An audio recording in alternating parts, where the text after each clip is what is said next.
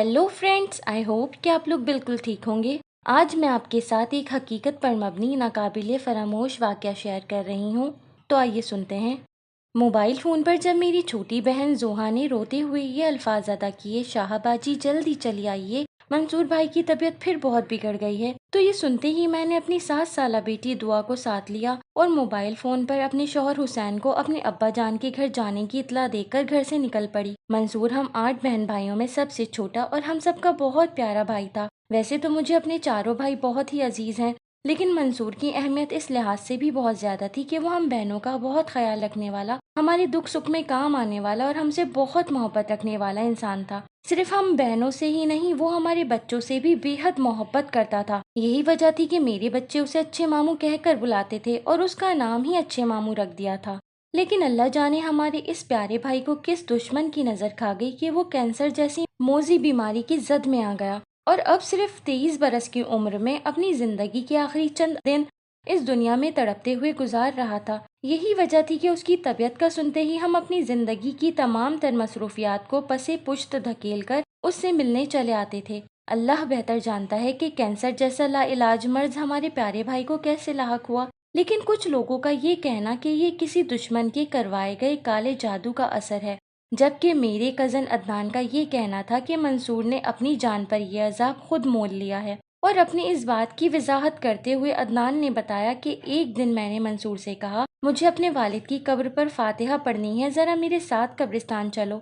वालिद की कब्र पर फातिहा पढ़कर जब मैं फारिग हुआ तो मैंने देखा कि मंसूर एक जगह हाथों से गड्ढा खोदकर मिट्टी जमा कर रहा था और फिर जमाशुदा मिट्टी को दोनों हाथों में उठाए एक कब्र पर लगाए जा रहा था। ये क्या कर रहे हो, मैंने पूछा। यार, ये कब्र जरा सी खुली थी, बारिशों का मौसम भी है, इसलिए मैंने सोचा इस कब्र का सुराग बंद कर दूं। अल्लाह जाने इस कब्र पर कोई फातिहा पढ़ने आता भी है या नहीं। मंसूर ने कब्र का सुराग बंद करने के बाद अपने दोनों हाथों से मिट्टी झटकते हुए कहा और फिर उसने एक ईंट भी कहीं से लाकर सुराख वाली जगह पर रख दी। यार, ये देख, ये क्या है? मंसूर के हाथ में एक पुतला था जो उसने मुझे दिखाते हुए कहा, ये तुझे कहाँ से मिला? मैंने डरते हुए दरियाफ्त किया और कपड़े के बने उस पुतले को हाथ लगाने से ही गुरेज किया। ये उसी ईंट के नीचे दबा हुआ पड़ा था, मैंने उठा लिया। मंसूर ने पुतले को गौर से देखते हुए जवाब दिया। मैंने देखा कि पुतले के सर और गर्दन में बेशुमार सुइयां घुसी हुई थीं।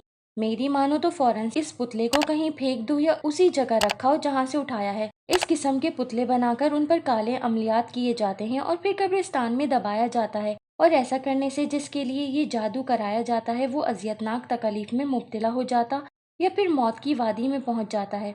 ऐसे पुतले मौत के पुतले भी कहलाते हैं। इस किस्म की चीजों को फौरन से हाथ में ले लेना भी खतरनाक हो सकता है, मैंने मंसूर को समझाते हुए कहा। लेकिन ये देखकर मुझे हैरत सी हुई कि मेरी किसी बात का उस पर जरा भी असर नहीं हुआ और वो बदस्तूर हाथों में लिए पुतले को घूरते हुए कुछ सोचने में गुम था। अगर पुतले के जरिए किसी बदबख्त इंसान ने अपने किसी मुसलमान भाई पर कोई गंदा अमल करके इस पुतले को कब्रिस्तान में दबाया है, तो एक मुसलमान होने की हैसियत से ये मेरा फर्ज बनता है कि मैं अपने जैसे दूसरे मुसलमान भाई को इस अजियत से निजात दिलाऊं। और फिर ये कहने के साथ ही मंसूर ने पुतले के सर और गर्दन से एक एक करके सुइयां निकाल निकाल कर दूर दूर फेंकना शुरू कर दी। मेरी मानो, ऐसा मत करो, कहीं तुम किसी मुसीबत में ना फंस जाओ। मैंने उसे रोकने की बहुत कोशिश की, उसे बहुत समझाया और डराया, लेकिन उसने मेरी एक नहीं सुनी और पुतले के सर और गर्दन से सुइयां निकाल निकाल कर दूर दूर फेंकता रहा। मेरे ख्याल से मैं एक नेक काम कर रहा हूँ। वो अपने जैसे अनजाने इंसान को किसी जादू की गिरफ्त से रिहाई दिलाने पर बहुत खुश दिखाई दे रहा था। कुछ नेकियां ऐसी होती हैं जो बंदे के गले पड़ जाती हैं, और जो नेकी तू अंजाम दे रहा है, बेहतर यही था कि पहले किसी आमिल बुजुर्ग से मशवरा कर लेता। मैं मुसलसल उसे समझाता रहा, गोया अब नेकियां भी मशवरा करके की जाएं। वाह भाई वाह! वो मेरी बातों का मजाक उड़ाता रहा।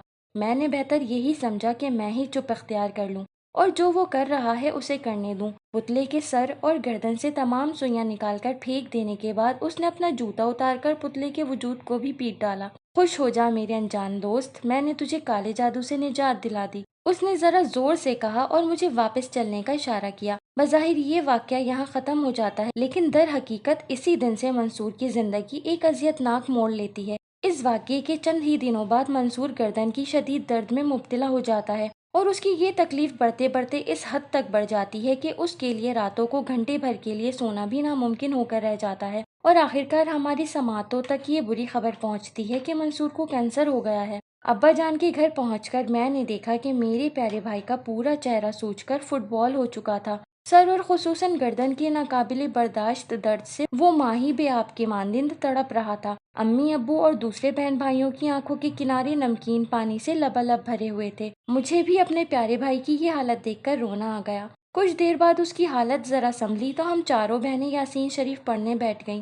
میری بیٹی دعا اور میرے ایک بھائی کی بیٹی کھیلتے ہوئے بہت شور کر رہی تھی، اس لیے میں اٹھی اور انہیں چپ کروانے کے لیے کمرے سے نکل کر باہر صحن میں آئی۔ اچھے ماموں، میرے لیے ٹافیاں لے آنا، دعا زور سے بولی، اور دونوں بچیاں منہ پر ہاتھ رکھ کر ہنسنے لگیں۔ یہاں آؤ دعا، میں نے دعا کو اپنے پاس بلایا۔ وہ فوراً سے بھاگتی ہوئی میرے قریب آ کھڑی ہوئی۔ دیکھو بیٹا، آپ کے اچھے ماموں کی طبیعت خراب ہے اور وہ ابھی ابھی سوئے ہیں۔ آپ دونوں ذرا آہستہ باتیں کریں اور بالکل شور نہ کریں اور اپنے اچھے ماموں کو کچھ دیر سونے دیں، ٹھیک ہے؟ میں نے دونوں بچیوں کو پیار سے سمجھایا۔ اچھے ماموں سو تو نہیں رہے، وہ تو ابھی باہر گئے ہیں، دعا نے معصومیت سے کہا۔ باہر گئے ہیں؟ میں نے حیرت سے دہرایا اور بے اختیار چہرہ گھما کر داخلی و خارجی دروازے کی طرف دیکھا جو بدستور بند تھا۔ ہاں، وہ آپ کے ساتھ ہی کمرے سے نکلے تھے۔ اچھے ماموں کے ساتھ سفید کپڑے پہنے ایک اور انکل بھی تھے جو اچھے ماموں کا ہاتھ پکڑے انہیں باہر لے جا رہے تھے، لیکن ہمیں دوسرے والے انکل صاف دکھائی نہیں دے رہے تھے۔ البتہ اچھے ماموں صاف دکھائی دے رہے تھے، اس لیے میں نے اچھے ماموں سے کہا کہ میرے لیے ٹافیاں لے آنا۔ ابھی میں دعا کی باتوں کی گہرائی میں اترنے بھی نہ پائی تھی کہ کمرے سے بلند ہوتی بہنوں اور بھائیوں کے رونے پیٹنے کی آواز سن کر میں گھبرا اٹھی اور تیر کی مانند سنسناتی ہوئی کمرے کی جانب لپکی۔ میرا پیارا بھائی منصور ہم سب کو روتا بلکتا چھوڑ کر اس دار فانی سے کوچ کر چکا تھا۔ 40ویں سے فارغ ہونے کے بعد ایک دن میں اپنے گھر میں تنہا بیٹھی اپنی بیٹی دعا کی انہی باتوں پر غور کر رہی تھی جو اس نے منصور کی وفات سے چند لمحے قبل مجھ سے کہی تھی۔ دعا کی باتوں کی روشنی میں یہی نتیجہ نکالا جا سکتا ہے کہ اس نے منصور کی روح کو دیکھا تھا، اور جس دوسرے انکل کا اس نے ذکر کیا تھا وہ سوائے ملک الموت کے کون ہو سکتا تھا۔ اسی لیے تو دعا اپنے اچھے ماموں کی صورت تو پہچان گئی، لیکن ملک الموت کی شکل اسے صاف دکھائی نہ دی۔ ملک الموت کا صاف دکھائی نہ دینا بھی شاید اللہ کی مصلحت کا حصہ ہو۔ بہرحال میں تو یہی سوچ کر حیران ہوتی رہی کہ ایسا بھی ہوتا ہے۔ زندگی نے ہمیں اپنی مصروفیات کے شکنجے میں بری طرح کس کر رکھا ہے۔ ہم کسی سے کتنی ہی شدید محبت کیوں نہ کریں، لیکن زندگی کی مصروفیات میں الجھ کر اپنے عزیزوں سے دور ہو جاتے ہیں، اور ان عزیزوں کے بارے میں تو سوچنا ہی چھوڑ دیتے ہیں جو ہم سے بچھڑ چکے ہوتے ہیں، یعنی یہ دنیا چھوڑ کر اپنے خالق حقیقی سے جا ملے ہوں۔ میں بھی اپنی زندگی کے معمولات میں الجھ کر منصور کو بہت کم یاد کرتی۔ ایک رات اپنے بستر پر لیٹی میں مختلف باتیں سوچتی ہوئی ایک دم سے منصور کے متعلق سوچنے لگی۔ میں یہ سوچ رہی تھی کہ پہلے پہل تو وہ میرے خوابوں میں روز آیا کرتا تھا اور ہم دونوں ایک جگہ بیٹھ کر بالکل اسی طرح دنیا جہاں کی باتیں کیا کرتے تھے جو منصور کی زندگی میں ہماری روٹین بنی ہوئی تھی۔ پھر اس کی آمد کچھ کم ہونے لگی اور ایک وقت ایسا بھی آیا کہ میری زندگی میں کوئی اچھی یا بری بات واقع ہوتی تو اس دن منصور لازمی مجھے خواب میں دکھائی دیتا، اچھی بات پر خوشی کا اظہار کرتے ہوئے اور بری بات پر افسوس کرتے یا مجھے تسلیاں دیتے اور میرا حوصلہ بڑھاتے ہوئے۔ لیکن گزشتہ کئی دنوں سے میں یہ بات شدت سے محسوس کر رہی تھی کہ میری زندگی میں خوشی و غمی کے دن تو آ جا رہے تھے، لیکن منصور کا خواب میں آنا بالکل بند ہو کر رہ گیا تھا، اور میں اس بات کی وجہ سمجھنے سے قاصر تھی۔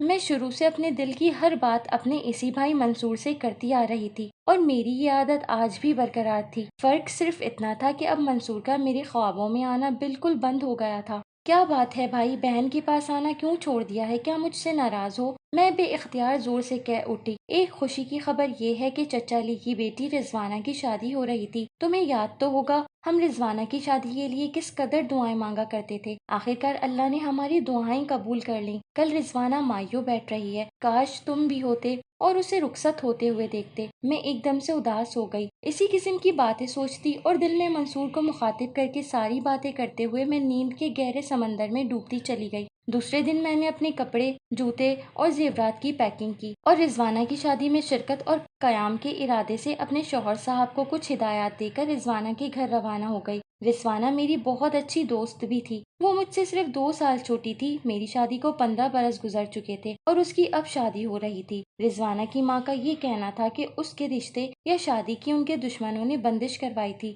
जिसका बड़ी मुश्किल से तोड़ किया गया था। इसीलिए रिजवाना की शादी पर खानदान का हर फर्द बेहद खुश और मसरूर था। अल्लाह की मेहरबानी से रिजवाना खैरियत से रुखसत हो गई तो मैं भी लौटकर अपने घर चली आई। मैं अपने शौहर को रिजवाना की शादी की तफसील बताने लग गई। रिजवाना ने भी मंसूर की कमी शिद्दत से महसूस की। ये जुमला अदा करते हुए मैं उदास सी हो गई। अरे हाँ, मंसूर के जिक्र पर याद आया, कल मेरी छुट्टी थी, मैं घर में ही रहा। दोपहर को जरा देर के लिए मेरी आंख लग गई तो मैंने देखा कि मंसूर हमारे यहाँ आया है और पूरे घर में तुम्हें ढूंढता फिर रहा है। मैं उसे कहता हूँ कि शाह घर पर नहीं है, रिजवाना की शादी हो रही है, शाह उनके घर जाकर रुकी हुई है। रिजवाना की शादी का सुनकर वो बहुत खुश होता है और बड़ी अजीब बात कहता है कि शाह आपी ने मुझे बताया था। बहरहाल शाह आपी से कहना कि मैं उनसे नाराज नहीं हूँ, बस मजबूरी समझ लो कि अब ज्यादा आ नहीं सकता। अच्छा चलता हूँ। शाह आपी से कहना कि मुझे बुलाकर खुद चली गईं। और फिर वो उठकर जाने लगता है। मैं उसे बैठने के लिए कहता हूँ तो वो जवाब देता है कि ज्यादा देर नहीं बैठ सकता, रिजवाना बाजी के पास भी जाना है, उन्हें भी शादी की मुबारकबाद पेश करनी है। और वो चला जाता है। उसके जाते ही एकदम से मेरी नींद खुल जाती है और हैरत अंगेज बात यह है कि पूरा कमरा ताज़ा गुलाब के फूलों की खुशबू से महक रहा होता है। अपने शौहर के लबों से ये बात सुनकर मैं हैरत से बुत सी बनी उनकी सूरत तकती रह गई। उन्होंने मंसूर की वही बातें बताई थी जो मैंने उस रात मंसूर को मुखातिब करके कही थी, और अपनी इस हरकत का जिक्र मैंने अपने शौहर से इसलिए नहीं किया था कि वो कहीं मेरा मजाक ना बनाए। और दूसरी हैरत अंगेज बात जिसका जिक्र करना मैं जरूरी समझती हूँ वो ये थी कि जब निकाह के बाद और रुखसती से चंद लम्हे कबल हम रिजवाना से मिल रहे थे तो रिजवाना ने मेरे कान में कहा, शाह मुझे बड़ी खुशी हो रही है, मुझे रुखसत करने मंसूर भी आया है। रिजवाना की ये बात सुनकर मैं उसके वजूद से अलग हो गई और हैरत और नासमझी से इसी तरह की सूरत तकने लगी जैसे उसके कहे अल्फाज की वजाहत चाहती हूँ। मैं सच कह रही हूँ, उसने तुम्हारे आने से एक लम्हे कबल ही मेरे कान में कहा कि रिजवाना बाजी शादी मुबारक हो। सो फ्रेंड्स, ये थी आज की बहुत इंटरेस्टिंग और सबक आमोज कहानी कि अगर आपको भी राह चलते या कहीं पर भी कोई चीज स्ट्रेंज सी पड़ी नजर आए तो उसे